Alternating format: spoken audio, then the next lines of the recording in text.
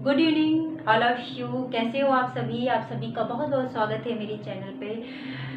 आप लोगों के लिए आज मैं बहुत ही अच्छा कंटेंट लेके आई हूँ क्वेश्चन आंसर का। अगर आप न्यू है तो मैं आपको बता देना चाहती हूँ कि मैं पॉलिटिकल साइंस की क्लासेस ले रही हूँ और मैंने पहला चैप्टर पढ़ा दिया है जिसका नाम है संवैधानिक विकास के चरण। संवैधानिक विकास के चरण के 2 पार्ट मैंने अपलोड किए हैं और ये तीसरा उससे संबंधित क्वेश्चन आंसर है। ये इतने इम्पॉर्टेंट है कि किसी न किसी एग्ज़ाम में ज़रूर पूछे गए हैं, तो आप इनको पढ़ने के लिए रेडी हो जाइए। और जो लोग मेरा पिछला वीडियो नहीं देखे हैं उसे एक बार जाके देख लें ताकि आपका जो कॉन्सेप्ट है वो क्लियर हो जाए। और मेरे साथ ही साथ आप जो है नोट्स बनाना भी स्टार्ट कर दीजिए। नोट्स जो है बहुत हेल्पफुल होते हैं। हमें लगता है कि चलो हम आज नहीं कल बना लेंगे, लेकिन ऐसा कुछ नहीं होता है। अगर हमने आज नहीं बनाया तो कल भी मेरा नहीं बनेगा। ऐसा मैं अपना अनुभव बता दे रही हूँ आप सभी को। तो मैं अनुभव के साथ बता रही हूँ कि आज से ही लिखना शुरू करिए, मेरे साथ लिखना शुरू करिए। मैं जितना लिखाती हूँ उतना ही लिखिए, कहीं से मत पढ़िए। तो भी आपके लिए बहुत बेहतर है। आप नोट्स बनाइए और नोट्स के साथ पढ़िए ताकि आप एग्ज़ाम के 1 दिन पहले, 4 दिन पहले या 15 दिन पहले जब एक बार रिवीजन करें तो आपको तुरंत चीज़ें एक जगह व्यवस्थित रूप से मिल जाए। तो दोस्तों चलिए आप लोग स्टार्ट हो जाइए। और हाँ, जिन लोगों ने मेरे चैनल को सब्सक्राइब नहीं किया है वो लोग सब्सक्राइब कर दे और बेल आइकन को जो है प्रेस कर दे ताकि मैं जो भी वीडियो अपलोड करूँगी वो आपको नोटिफिकेशन तुरंत जाए। तो चलिए शुरू हो जाते हैं कि हम पहली बार जो है पहला क्वेश्चन जो है संवैधानिक विकास से संबंधित है। किस वर्ष कलकत्ता में सर्वोच्च न्यायालय की स्थापना हुई थी? किस वर्ष जो है कलकत्ता में सर्वोच्च न्यायालय की स्थापना हुई थी? तो आपके पास ऑप्शन नंबर 1 है 1781। अगर आप लोग को दिखाई नहीं दे रहा है तो आप कमेंट में ज़रूर बता देना, मैं कोशिश करूँगी और क्लियरिटी के लिए। और नहीं दिखाई दे रहा है तो अभी इस टाइम आप जो है मैं जो भी क्वेश्चंस बोल रही हूँ उसको आप अपनी कॉपी में लिख लीजिए। किस वर्ष कलकत्ता में सर्वोच्च न्यायालय की स्थापना की गई? तो इसका ऑप्शन है 1781, 1774, 1772। मैं आपको बता दूं कि मैं जब 1773 का चार्टर एक्ट पढ़ा रही थी उसी में मैंने बताया था आपको कि 1774 में कलकत्ता में सर्वोच्च न्यायालय की स्थापना की गई थी, जिसके पहले जो है न्यायाधीश थे Elijah Impey, sir Elijah Impey. दूसरा क्वेश्चन है दोस्तों, किस अधिनियम द्वारा कंपनी के व्यापारिक एकाधिकार को अंशतः व पूर्णतः समाप्त किया गया? मैंने आपको बताया था कि चार्टर एक्ट 1813 द्वारा क्या किया गया था, कंपनी के व्यापारिक एकाधिकार को अंशतः खत्म किया गया था। क्यों अंशतः? क्योंकि चाय और चीन का छोड़ दिया गया था। बोला गया था कि अगले 20 वर्ष तक ये जो है कंटिन्यू रहेंगे। और जब 1833 का चार्टर एक्ट आता है तो उसमें क्या होता है, पूरी तरह से कंपनी के व्यापारिक एकाधिकार को समाप्त कर दिया जाता है। तो आपका ऑप्शन इसमें रहेगा 1813 और 1833 का चार्टर एक्ट। तीसरा क्वेश्चन है, किसकी अध्यक्षता में विधि आयोग का गठन किया गया? किसकी अध्यक्षता में विधि आयोग का गठन किया गया? वारेन हेस्टिंग पहला ऑप्शन, दूसरा ऑप्शन लॉर्ड मिंटो, तीसरा ऑप्शन लॉर्ड मैकाले। तो दोस्तों इसमें जो सही आंसर है वो है लॉर्ड मैकाले। लॉर्ड मैकाले ही थे जिनकी अध्यक्षता में विधि आयोग का गठन हुआ था। और ये किस एक्ट में हुआ था? 1833 का चार्टर एक्ट। इसी समय दास प्रथा का भी खत्म हुआ था। कैसे? 1843 में एक कानून बना दिया गया था जिसके तहत दास प्रथा का अंत कर दिया गया था। अब क्वेश्चन नंबर 5 पे चलते हैं। सरकारी सेवाओं में कंपनी के महत्वपूर्ण पदों पर भरने के लिए प्रतियोगी परीक्षाओं का आयोजन किस अधिनियम द्वारा शुरू हुआ? ऑप्शन नंबर 1 1743 का रेगुलेटिंग एक्ट, ऑप्शन नंबर 2 1813 का चार्टर एक्ट, ऑप्शन नंबर 3 1853 का चार्टर एक्ट और ऑप्शन नंबर 4 है 1833 का चार्टर एक्ट। मैं किसी में 2 ही ऑप्शन लिखी हूँ, किसी में 4 लिखी हूँ। एक्चुअली स्पेस की थोड़ा सा प्रॉब्लम है। बोर्ड में पूरे 22 क्वेश्चन मुझे कराने थे तो इस वजह से मैंने ऐसा किया है। जहाँ पे जितना स्पेस मिला है मैं उस हिसाब से उसके ऑप्शंस को रखने की कोशिश की हूँ। तो सरकारी सेवाओं में कंपनी के महत्वपूर्ण पदों पर भरने के लिए प्रतियोगी परीक्षाओं का आयोजन किस अधिनियम द्वारा शुरू हुआ? ऑप्शन नंबर, इसका जो है राइट आंसर क्या होगा? 1853 का चार्टर एक्ट। हमने बताया था आपको कि 1853 के चार्टर एक्ट से ही पहली बार शुरू हो गया प्रतियोगी परीक्षाओं का आयोजन। चलिए पढ़ते हैं नेक्स्ट। अप्रत्यक्ष चुनाव प्रणाली की शुरुआत कब की गई? अप्रत्यक्ष चुनाव प्रणाली की शुरुआत कब की गई? 1813, 1833, 1892। तो आपको इसका क्या आंसर मिल रहा है? 1892। 1892 का चार्टर एक्ट जो था, ये अप्रत्यक्ष चुनाव प्रणाली की शुरुआत इसी चार्टर एक्ट से होता है। मैं ये क्वेश्चन इसमें मैंने नहीं आपको बताया कि इसका आंसर किस अधिनियम द्वारा राष्ट्रपति को अध्यादेश जारी करने की शक्ति मिली? ये क्वेश्चन छूट गया था अभी मेरे से तुरंत। किस अधिनियम द्वारा राष्ट्रपति को अध्यादेश जारी करने की शक्ति मिली? पहले तो आप अध्यादेश के बारे में जान लीजिए मेरे से। अध्यादेश ऐसा कानून है, ऐसा अधिकार है जो राष्ट्रपति को विशेष रूप से उसे विशेष बनाता है। अगर आपको मैं बता देना चाहती हूँ कि कोई भी कानून बनने से पहले वो संसद के दोनों सदनों में जाएगा। जब दोनों सदनों में वो पारित हो जाता है, फिर क्या होता है, राष्ट्रपति का उस पर हस्ताक्षर होता है, तब वो कानून बनता है। लेकिन अध्यादेश क्या है? मान लीजिए किसी कानून की तुरंत आवश्यकता है और संसद के सत्र चलाना पॉसिबल नहीं है, तो क्या होगा? और राष्ट्रपति को तुरंत ही उस कानून को बनाने की आवश्यकता पड़ेगी। तो राष्ट्रपति को यह अधिकार है कि बिना दोनों सदनों में पारित किए हुए भी वो कानून को तुरंत बना देगा। हाँ, ये बात है कि जब भी संसद का सत्र होगा तो वो कानून को पारित करवाना अनिवार्य है, अन्यथा क्या होगा, वो रद्द हो जाएगा। उस कानून का कोई मतलब नहीं होगा। तो क्वेश्चन है कि किस अधिनियम द्वारा राष्ट्रपति को अध्यादेश जारी करने की शक्ति मिली? तो भारत शासन अधिनियम 1935। मैंने आपको बताया था कि भारत शासन अधिनियम 1935 द्वारा संविधान के 70% जो है बातें वहीं से ली गई है, 1835 के चार्टर एक्ट द्वारा, भारतीय संविधान अधिनियम द्वारा। अब चलते हैं, भारतीय विधायिका सर्वप्रथम द्विसदनीय बनाई गई। भारतीय विधायिका सर्वप्रथम द्विसदनीय बनाई गई। ऑप्शन नंबर 1 है 1909, ऑप्शन नंबर 2 है 1935 और ऑप्शन नंबर 3 है 1919। तो दोस्तों इसका क्या आंसर होगा? इसका आंसर होगा ऑप्शन नंबर 1919।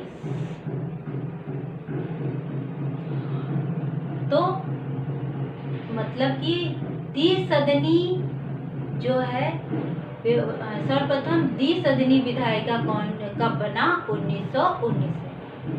अब नेक्स्ट चलते हैं, किस अधिनियम द्वारा मुस्लिमों को पृथक निर्वाचन की सुविधा मिली?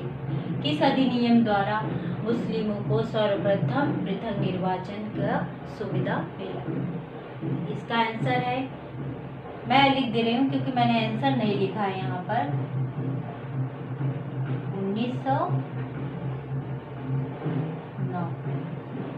मान ले मिंटो में, तभी तो मिंटो को सांप्रदायिक निर्वाचन प्रणाली का जनक कहा जाता है, क्योंकि 1909 में ही मुस्लिमों को पृथक निर्वाचन के लिए उनका अलग से उनको पृथक निर्वाचन के लिए सुविधा मिली उनको।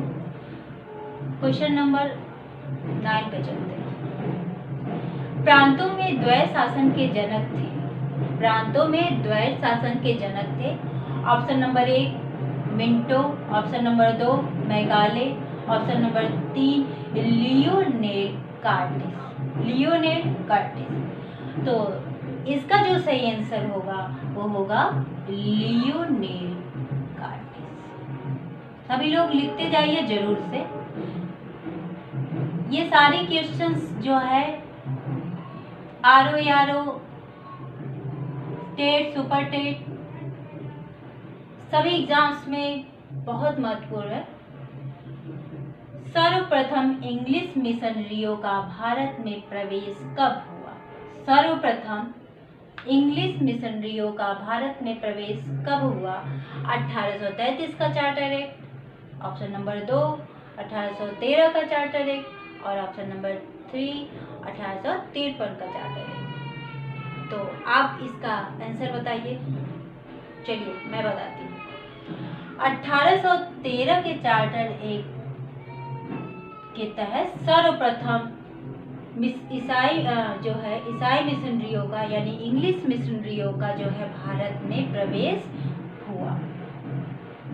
नेक्स्ट क्वेश्चन की ओर चलते हैं। बजट पर बहस करने का अधिकार कब मिला? बजट पे बहस करने का अधिकार कब मिला? इसका ऑप्शन मैं नहीं लिखी हूँ, इसलिए मैं आपको आंसर बताती हूँ। 1892 में बजट पे बहस करने का अधिकार मिला। चलिए क्वेश्चन नंबर 12 पे चलते हैं। स्वतंत्र भारत के प्रथम एवं अंतिम गवर्नर जनरल थे। स्वतंत्र भारत के प्रथम एवं अंतिम गवर्नर जनरल थे। पहला ऑप्शन नंबर लॉर्ड माउंटबेटन, दूसरा सी राजगोपालाचारी, तीसरा पंडित जवाहरलाल नेहरू। तो दोस्तों इसका सबसे जो राइट आंसर है वो option number 2 C Rajagopalachari. Question number 13। केंद्र एवं राज्यों के बीच शक्तियों का बंटवारा किस योजना पर आधारित था? केंद्र एवं राज्यों के बीच शक्तियों का बंटवारा किस योजना पर आधारित था? इसका जो आंसर है मैं लिखी नहीं हूँ यहाँ पे। भारत शासन अधिनियम 1935। भारत शासन अधिनियम 1935। अब शक्तियों का बंटवारा तो आप जानते हैं, जैसे संघ सूची, राज्य सूची और समवर्ती सूची है। तो ये जो है व्यवस्था सबसे पहले कहाँ से स्टार्ट हुई और संविधान में भी कहाँ से लिया गया है? 1935 के भारत शासन अधिनियम से। चलिए नेक्स्ट क्वेश्चन की ओर बढ़ते हैं। संघीय न्यायपालिका की स्थापना कब हुई? संघीय न्यायपालिका की स्थापना कब हुई? तो इसका राइट आंसर है, चूंकि मैंने यहाँ ऑप्शन नहीं लिखा था, जैसा मैंने आपको बताया था स्पेस की कमी है, तो मैं यहाँ पे आपको 1935 का चार्टर है। संघीय न्यायपालिका की स्थापना 1935 के चार्टर एक्ट के तहत 1937 में हुआ। अगर आपसे चार्टर एक्ट पूछेगा तो आप क्या बताओगे? 1935। लेकिन अगर आपसे ईयर पूछेगा कि संघीय न्यायालय की स्थापना किस ईयर में हुई, तो आप बताएंगे 1937। ये दोनों क्वेश्चंस जो है इम्पोर्टेंट है, मैं आपको बता दे रही हूँ। क्वेश्चन नंबर 15 आ गया। किस वर्ष भारतीयों को अपने देश के प्रशासन में हिस्सा लेना संभव हुआ? आपको तो पता था ब्रिटिश यहाँ रूल करते थे, तो भारतीयों ऐसा ये वो कौन सा सन था जब भारतीयों को अपने देश के प्रशासन में हिस्सा लेना संभव हुआ? जब प्रतियोगी, दिमाग लगाइए, जब प्रतियोगी परीक्षा का आयोजन हुआ तभी तो भारतीयों को अवसर मिला, यानी कि 1853 के एक्ट में। 1853 के चार्टर एक्ट के तहत प्रतियोगी परीक्षाओं का आयोजन हुआ और पहला ऐसा अवसर था जिसमें भारतीय भी पार्टिसिपेट किए। तो इस क्वेश्चन का आंसर होगा 1853। बर्मा भारत से कब अलग हुआ? इसका आंसर क्या है? बर्मा भारत से कब अलग हुआ? 1935 का भारत शासन अधिनियम। बर्मा भारत से कब अलग हुआ? पहले बर्मा भारत का ही बात, आप तो जो है इसको म्यांमार बोलते हैं। तो बर्मा भारत से जो है 1935 भारतीय शासन अधिनियम के अंतर्गत जो है ये अलग हुआ। क्वेश्चन नंबर 17 है। किस वर्ष भारत में ब्रिटिश काल में बजट का शुभारंभ हुआ? किस वर्ष भारत में ब्रिटिश काल में बजट का शुभारंभ हुआ? ऑप्शन नंबर 1 है 1860 और ऑप्शन नंबर दूसरा है 1866। दोस्तों इसमें जो सही आंसर होगा वो होगा 1860। चलिए अब नेक्स्ट क्वेश्चन की ओर बढ़ते हैं। प्रांतों में द्वैत शासन की शुरुआत कब हुई? प्रांतों में द्वैत शासन की शुरुआत कब हुई? ये बहुत ही इम्पोर्टेंट है। ये अभी आरओ में भी आया था और ये यूपी पीसीएस में भी कई बार ये क्वेश्चन पूछा है और आपके टेट सुपर टेट सबके लिए भी बहुत इम्पोर्टेंट है। प्रांतों में द्वैत शासन की शुरुआत हुई थी 1919 का चार्टर एक्ट। 1919 के चार्टर एक्ट के तहत क्या हुआ था? चार्टर एक्ट के तहत क्या हुआ था? प्रांतों में द्वैत शासन की शुरुआत हुई थी। क्वेश्चन नंबर 19 है। 1946 में कैबिनेट मिशन के 3 सदस्य थे। जब कैबिनेट भारत आया था तो इसके साथ 3 और भी सदस्य थे, उनका नाम पूछा है। मैं नाम ही बता देती हूँ आपसे। सबसे पहले जो व्यक्ति थे स्टेफर्ड क्रिप्स थे, दूसरे क्या थे? पैथिक लॉरेंस थे और तीसरे जो थे एबी अलेक्जेंडर थे। पहले स्टेफर्ड क्रिप्स, दूसरे पैथिक लॉरेंस और तीसरे जो थे एबी अलेक्जेंडर। ये तीनों लोग क्या थे? कैबिनेट मिशन के साथ जो है भारत आए थे।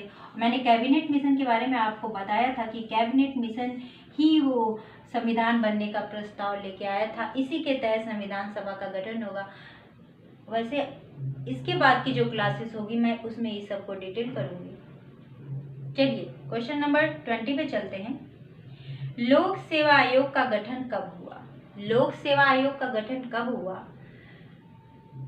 ऑप्शन नंबर 1 है 1930, ऑप्शन नंबर 2 है 1926 और ऑप्शन नंबर 3 है 1925। आपको ये मैं अपनी क्लास में बता चुकी हूँ कि ऑप्शन जो है लोक सेवा आयोग का गठन कब हुआ था? 1926। इसका जो राइट आंसर है 1926 है। क्वेश्चन नंबर 21 पे चलते हैं। विभागीय प्रणाली की शुरुआत किसने की थी? विभागीय प्रणाली की शुरुआत किसने की थी? ऑप्शन नंबर 1 है लॉर्ड कैनिंग, ऑप्शन नंबर 2 है वॉरेन हेस्टिंग और ऑप्शन नंबर 3 है मिंटो।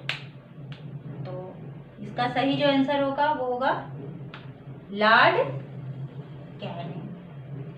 लॉर्ड कैनिंग ने ही भारत में विभागीय प्रणाली की शुरुआत की थी। ये बहुत इंपॉर्टेंट है। अब आता है सबसे लास्ट क्वेश्चन 22। बाल्कन प्लान किससे संबंधित था? बाल्कन प्लान जो है किससे संबंधित था? बाल्कन प्लान 1947 में माउंटबेटन से संबंधित था। माउंटबेटन के तहत ही बाल्कन प्लान जो है आया था भारत। तो दोस्तों ये मेरे सारे इम्पोर्टेंट क्वेश्चन आपके लिए हैं और ये आप इसे अच्छे से लर्न कर लीजिएगा। ये सभी क्वेश्चंस जो है बहुत ही महत्वपूर्ण है आप लोगों के लिए। नेक्स्ट क्लासेस मेरे जो है, जैसा कि मैंने बोला था कि मैं पॉलिटिकल साइंस कंटिन्यू कर रही हूँ, तो मेरा दूसरा क्लासेस होगा संविधान सभा का गठन, संविधान का विकास, संविधान की विशेषताएं। तो आप सभी रेडी रहिएगा मेरे नेक्स्ट क्लासेस के लिए और इसे जो है आप लोग लाइक और सब्सक्राइब कर दीजिएगा, अपने दोस्तों तक शेयर कर दीजिएगा। Thank you.